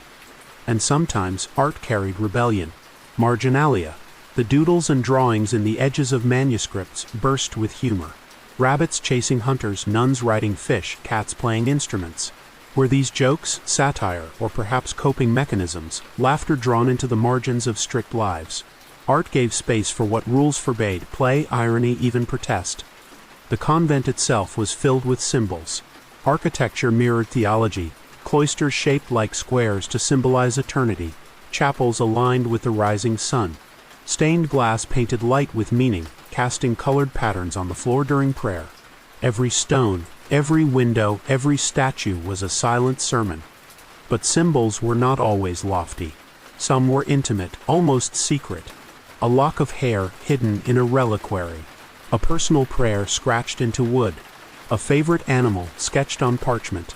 These small details show that behind the grandeur of theology were individual lives, leaving their marks in quiet ways. Ask yourself, what symbols would you have chosen? Would you have drawn lilies and doves, pledging purity and faith? Or would you have slipped in symbols of longing, roses for love, birds for freedom, keys for escape? Art allowed nuns to say what they could not speak.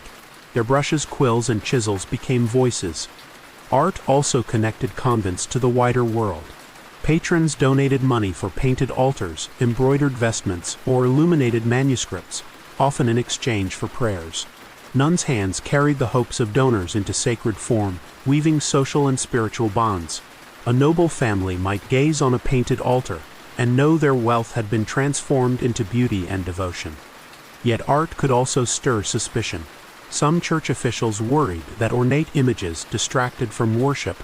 Others feared that women creating art might slip into vanity or heresy. But the art endured. Centuries later, we still gaze at the glowing pages, the carved wood, the faded frescoes, and catch glimpses of their world, discipline mixed with creativity, silence pierced by color. Symbols and art remind us that medieval nuns were not only praying, but also creating. They lived in a world that demanded obedience, yet through images they expressed imagination, humor, and individuality. Behind every lily, every serpent, every doodle of a rabbit with a sword, lies the hidden heartbeat of women who found freedom not in words but in art. Imagine the sound of a single bell tolling in the convent courtyard. Slow, heavy, each note stretching into silence. A sister has died. Her bed is empty, her place in the choir vacant. Death was no stranger to medieval convents. It walked the halls daily, whispered in prayers, and lingered in the shadows of every candlelit cell. But for nuns, death was not only an ending. It was a threshold, a promise, and sometimes the one freedom they could count on. Mortality pressed close in the Middle Ages. Plague, famine, and war made death unavoidable. For nuns, cloister walls offered no shield. Epidemics swept through dormitories, carrying away sisters in handfuls. Chronicles describe convents reduced to half their numbers within weeks. Imagine standing at the choir, realizing the voice beside you yesterday is gone today, never to return. Yet death was not seen purely with fear. For many nuns, it was the moment they had prepared for all their lives. They called themselves brides of Christ, and death was the wedding feast, the final union with their heavenly spouse. Funeral rites were filled with language of joy as well as sorrow. A sister was mourned, but also celebrated, for she had finally crossed into eternal life. Picture the paradox, tears on cheeks but hymns of praise filling the chapel. Burials often took place within the convent grounds. Simple wooden coffins, or sometimes just shrouds, were lowered into earth near the cloister. Graves were unmarked or marked with plain stones. Death erased individuality, reinforcing humility even in the grave. But in some convents, especially wealthy ones, abbesses were given elaborate tombs, carved with symbols of authority. The politics of life bled into the silence of death. Nuns meditated on death constantly. Manuals of devotion instructed them to imagine their bodies decaying, flesh rotting, bones exposed. Far from morbid curiosity, this was meant to remind them of humility and focus on the eternal. Some wrote poems about their own funerals, or painted skulls in margins of manuscripts. The image of the skull, memento mori, was not horror but teacher. And yet, death also carried fear. Diaries reveal dread of judgment, visions of demons seizing the dying. Some nuns reported hearing whispers in the infirmary, voices calling their names. Others saw apparitions of dead sisters wandering the halls. Were these hallucinations born of grief or glimpses of something beyond? In the convent, where life and death overlapped so closely, the boundary blurred. Immortality was the counterweight. Nuns believed their prayers, chants, and sacrifices would echo beyond death. Some hoped to be remembered as saints, their bones preserved as relics, their names sung in litanies. Even the humblest sister believed her soul would join the eternal choir. Immortality was not fame but inclusion, to be woven forever into God's story. But there was also human longing for memory. Some nuns left behind letters, poems, or small carvings, hoping someone would remember their name. Others relied on community, trusting sisters to pray for them after death. Imagine the comfort of knowing that even after your voice is silent, your sisters will sing for you, lifting your name in chant. Ask yourself, how would you face it? Would you welcome death as release, as long-awaited marriage to the divine? Or would you fear the darkness, clinging to the scraps of life you knew, perhaps both, joy and dread mingling as the bell tolled? For the medieval nun, death was both enemy and friend, terror and hope. In the end, convent life was steeped in death but pointed toward immortality. The bell that tolled for one sister reminded all the rest, life here was temporary, but their vows aimed beyond. In every grave dug, every hymn sung, every skull painted in the margin of a prayer book, they rehearsed the same truth: death was not the end. It was the doorway to forever. Imagine waking in the middle of the night to the sound of bells ringing on their own, no hand pulling the rope, or walking into the chapel and finding a statue of the Virgin Mary weeping real tears. For medieval nuns, such stories were not just rumors, they were woven into the fabric of their lives. Convent walls echoed not only with prayer and song, but with whispers of miracles and legends that blurred the line between faith and imagination. Miracles gave meaning to suffering. When crops failed or plague spread, nuns prayed for divine intervention. Chronicles describe wells of water springing up inside cloisters, food multiplying in pantries, or sick sisters recovering suddenly after receiving the Eucharist. To modern eyes, these may look like exaggerations or symbolic tales, but to the women who lived them, they were proof that God walked among them. Some legends centered on relics. A convent might claim to have a splinter of the true cross, a saint's tooth, or even a vial of Christ's blood. These relics were believed to radiate power, protecting the convent from disaster. Pilgrims came to touch or kiss them, and stories spread of cures and blessings. Imagine kneeling before a small wooden box, believing that within lay a fragment of eternity. Other miracles were more personal. Stories tell of nuns levitating in ecstasy, their bodies rising above the ground as they sang. Some glowed with light during prayer, their faces shining so brightly that others shielded their eyes. One nun was said to survive for years, eating nothing but the Eucharist. Were these divine gifts, or the results of starvation and suggestion? The line between miracle and mind was thin. Visions, too, became legends. Angels appearing in the dormitory, demons fleeing at the sign of the cross, Christ walking through cloisters at night. Whether seen by one nun or many, these stories spread, inspiring devotion or fear.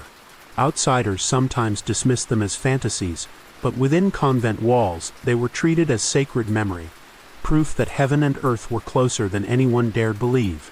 Not all legends were solemn. Some were humorous, even bizarre. A tale tells of a convent cat that refused to leave the chapel, joining the choir every morning. Another describes bread that turned into roses when a nun tried to smuggle food to the poor. These stories, passed down like folklore, added warmth and wonder to lives otherwise constrained by strict rules. Miracles could also shape reputation. A convent known for wonders attracted pilgrims, donations, and protection from nobles. Conversely, if a miracle was doubted or exposed as false, scandal could erupt. Imagine the pressure on a community where faith and credibility hinged on whether tears on a statue were real or condensation. Skepticism existed even then. Some church officials investigated claims, testing relics or questioning witnesses. Sometimes they confirmed miracles, other times they condemned them as frauds or demonic trickery. For nuns, the risk was real. A miracle could elevate their convent, but it could also bring suspicion or punishment. Ask yourself, if you lived there, would you believe if a sister claimed to see light pouring from a crucifix? Would you kneel in awe or smile in doubt? Perhaps you would do both, believe with your heart, question with your mind. Faith and skepticism often lived side by side, each feeding the other.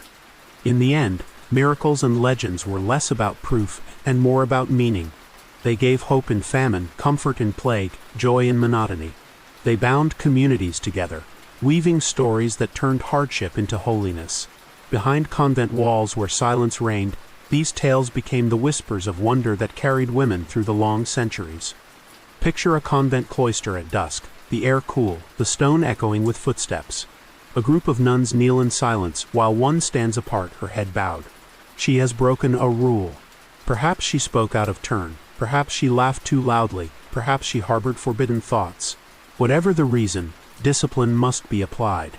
In the medieval convent, punishment was both correction and ritual, meant to shape souls as much as behavior. The rule of Saint Benedict, which influenced many convents, emphasized obedience, humility, and silence. Breaking these rules could lead to public penance.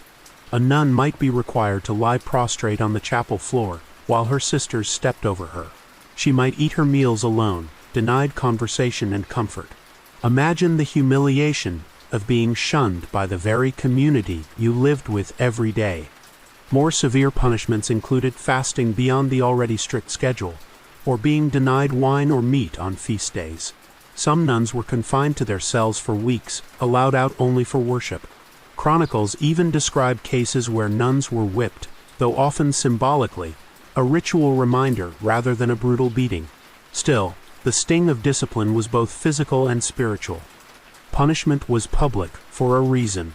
It reminded the entire community of the cost of disobedience.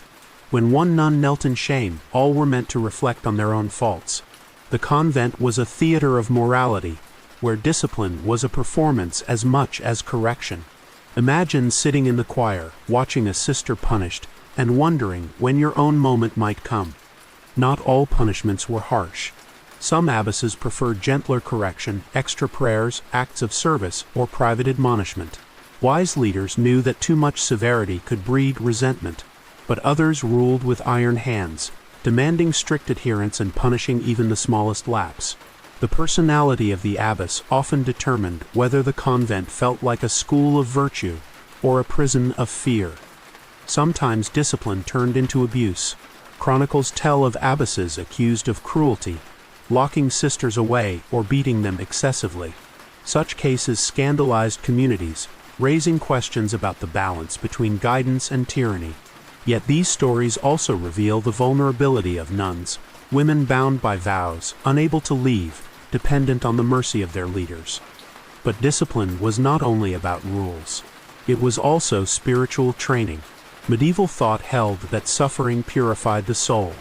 To accept punishment with humility was to imitate Christ, who endured suffering for humanity. Some nuns even welcomed discipline, seeing it as a chance to grow closer to God. They wrote about the sweetness of humiliation, the cleansing of pain. Imagine finding comfort not in forgiveness, but in the weight of correction. And yet, laughter found its way even into discipline. Chronicles mention nuns punished for giggling during prayer, or for sneaking extra food, or for playful mischief. In such cases, punishment could feel more like scolding than tragedy. The human element slipped through, proving that even strict rules could not fully erase joy. Ask yourself, how would you bear it? Would you accept punishment as just, bowing your head in silence, or would resentment smolder, whispering that the rules were unfair? Perhaps you would laugh it off, promising obedience while planning your next small rebellion. The convent was a dance between order and defiance, and punishment was the rhythm that kept it in time. In the end, discipline shaped the strange world of medieval nuns as much as prayer, art, or visions. Behind stone walls, where every action was observed and judged, punishment was both burden and bond. It hurt, but it also bound the community together, reminding each woman that she was part of something larger. Obedience may have been demanded, but it was discipline that made it possible to endure. Imagine the heavy gates of a convent swinging open, just for a moment, to admit a visitor. The nuns step back, veils low, eyes down as merchants unload baskets of bread, families bring offerings, or a bishop strides through with solemn dignity. Though convents were enclosed, they were never completely cut off. Their survival and their meaning depended on constant connection with the world beyond their walls. Economically, convents were part of the local fabric. They owned land, collected rents, and bought goods from nearby villages. Farmers delivered grain, butchers sold meat, craftsmen repaired tools and windows. In turn, convents provided employment for servants, gardeners, and scribes. Far from being isolated fortresses, they were hubs in the medieval economy. Imagine the marketplace buzzing outside the gates, knowing that behind those walls, veiled women depended on its rhythm. Spiritually, convents also served their neighbors. They prayed for the souls of donors, offered masses for the dead, and provided burial spaces for patrons. Many families donated money or goods in exchange for the promise of constant prayer. To peasants, nobles, and kings alike, the prayers of nuns were considered a kind of currency, spiritual protection traded for earthly resources. Convents also offered charity. Chronicles describe sisters distributing bread to the poor, tending the sick in times of plague, and opening gates for refugees fleeing war. Sometimes this generosity strained resources, leading to hunger within. Imagine choosing to give your bread to a starving child at the gate, even though you yourself would go without dinner. Compassion pulled against survival, but often compassion won. Education was another bridge. Some convents ran schools for girls, teaching them to read, sing, and sew. Daughters of noble families were often sent to learn there before marriage, absorbing literacy and piety. For poorer girls, such opportunities were rare, but a handful found places, their lives forever changed by the chance to learn letters in a world where most women could not. Picture a girl tracing her first alphabet on parchment under the gentle guidance of a nun, the gate to knowledge creaking open. Relationships with the outside world were not always peaceful. Conflicts flared over land, tides, or authority. Villagers sometimes resented convent privileges. Priests and bishops demanded obedience or wealth. At times, armed men even attacked, forcing nuns to defend their gates. Chronicles tell of sisters hiding relics, locking doors, or standing in chapels praying as soldiers ransacked outside. The wall was thin protection when politics or greed intruded. Yet the bonds endured. Nuns corresponded with family, exchanged letters with scholars, and sometimes served as mediators in disputes. An abbess might advise a nobleman, or a nun might comfort a grieving widow through letters. These connections wove the convent into the social fabric, making it both sanctuary and participant in the life of the wider world.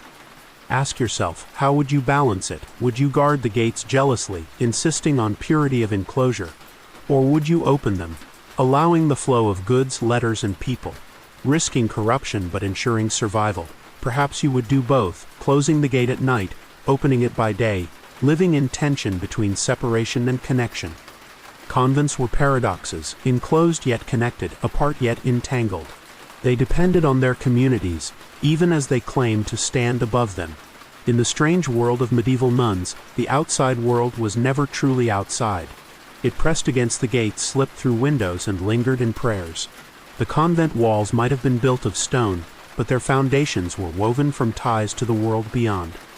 Imagine walking into the dim chapel of a medieval convent and seeing a small glass reliquary gleaming on the altar. Inside lies a fragment of bone, a shred of cloth, or perhaps just a pinch of dust said to belong to a saint. Around it, candles flicker, their light reflecting in the eyes of nuns kneeling in reverence. For medieval convents, saints were not distant figures in books. They were living presences, companions, protectors, and sometimes models to be imitated. Saints offered a map for holy life. A nun struggling with loneliness might turn to Saint Catherine of Siena, who endured her own visions and ecstasies. A sister afraid of sickness could pray to Saint Roch, patron against plague. Street Clare, who renounced wealth, inspired countless women to embrace poverty.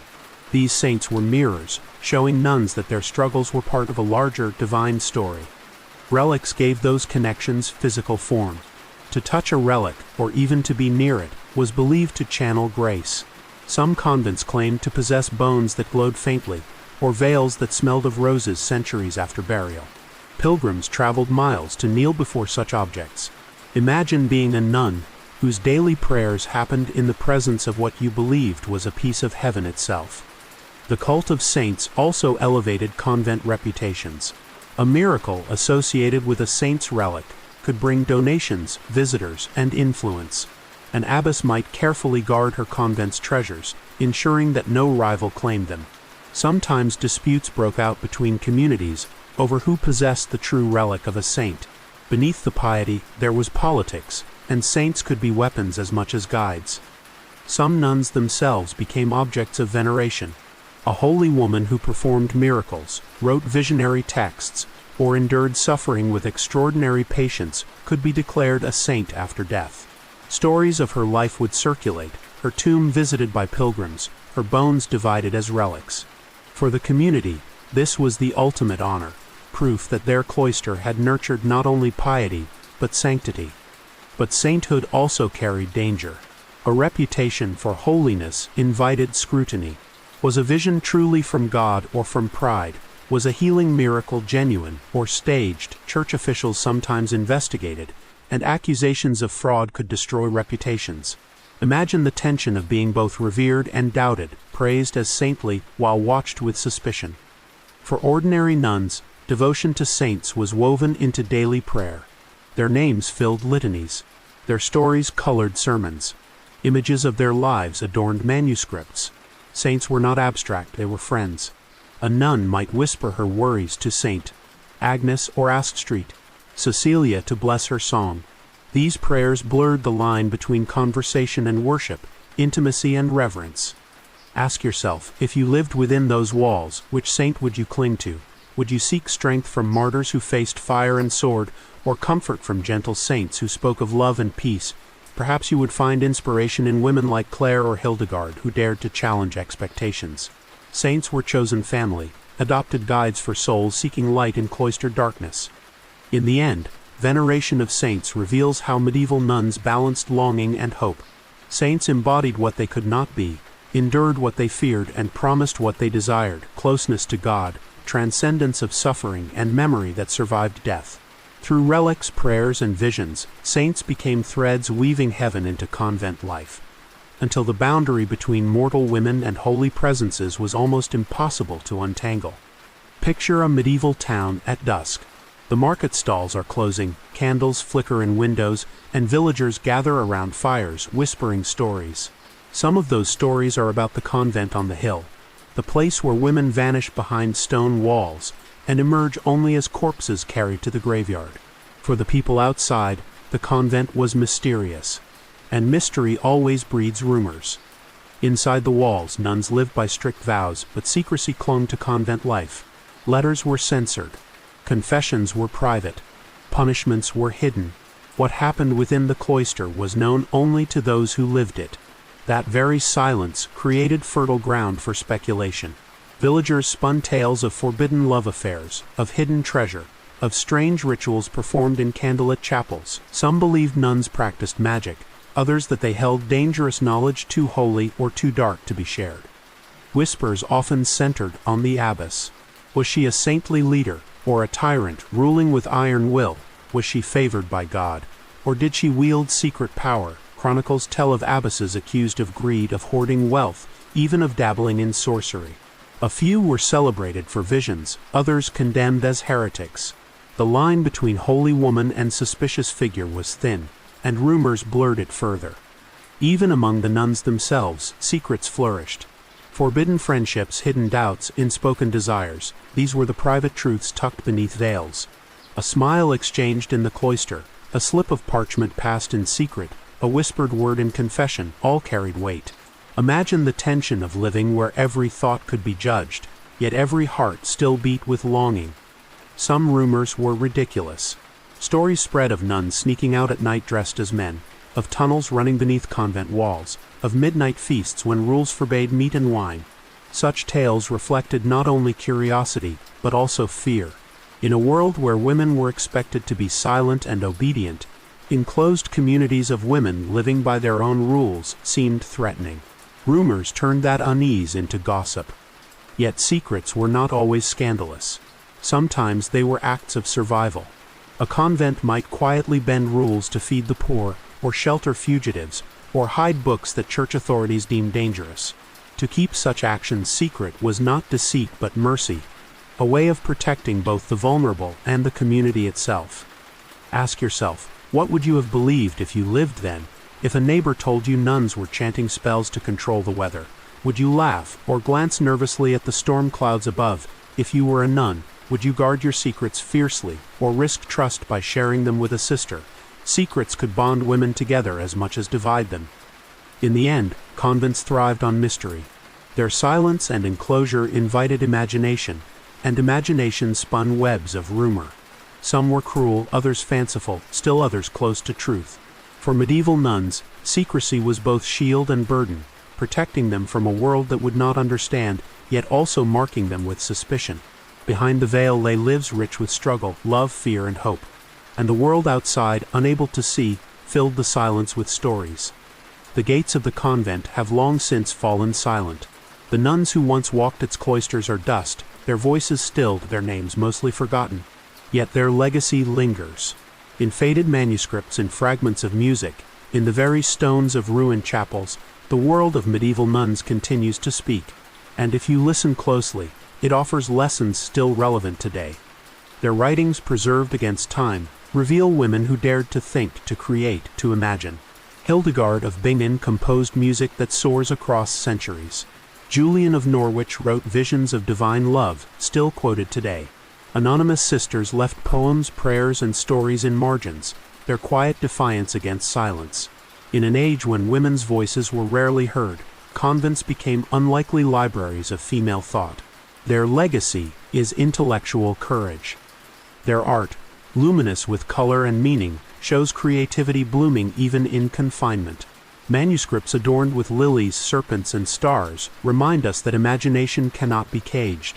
The doodles of rabbits and cats in margins whisper that humor survives even under strict rule. Their legacy is the persistence of joy. Their prayers, sung in choirs day after day, remind us of resilience. To chant through hunger, through plague, through fear, was to declare that the human spirit endures. Even when their bodies were weary, their voices rose. Their legacy is endurance woven in song. Their struggles, too, leave lessons. Tales of harsh discipline, crushing loneliness, and buried desires warn us of the cost of denying humanity. Their longing for connection, their small rebellions, their whispered doubts all remind us that even in the most controlled environments, the human heart resists chains. Their legacy is the truth that freedom is not only external, but internal. The convents also teach us about paradox. They were places of silence yet filled with song, of obedience yet full of secrets, of enclosure yet connected to the world outside. In these contradictions lies their deepest lesson. Human life is never simple. It is tension, struggle, and balance. The nuns remind us that holiness is not perfection but persistence, seeking meaning even in confinement. And beyond lessons, there is inspiration. When modern readers discover these women, they find courage to face their own cloisters, whether offices, homes, or invisible walls built by society. The nuns' creativity, endurance, and faith whisper across time, your cage is never absolute. Your voice matters. Your imagination can stretch beyond walls. Ask yourself, what will you take from their legacy? Will you carry their courage to speak when silence is expected? Will you remember their joy hidden in doodles and songs?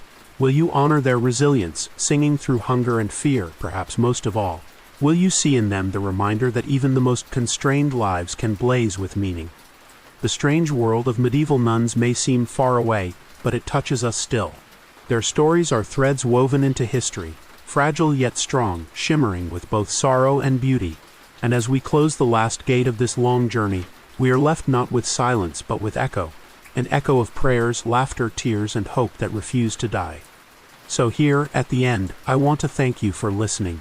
You have walked with me through cloisters of stone, through chants and visions, punishments and secrets, deaths and miracles. Now, I invite you to share your voice. Tell me in the comments which part of this journey spoke to you most deeply. Which lesson from these women will you carry into your own life? Or if you wish, tell me what story you want to hear next. Like this video if their legacy moved you, and subscribe to the channel so that together we can keep uncovering the hidden histories that still shape us. The nuns are gone, but their echoes remain, and now, through us, their voices rise again.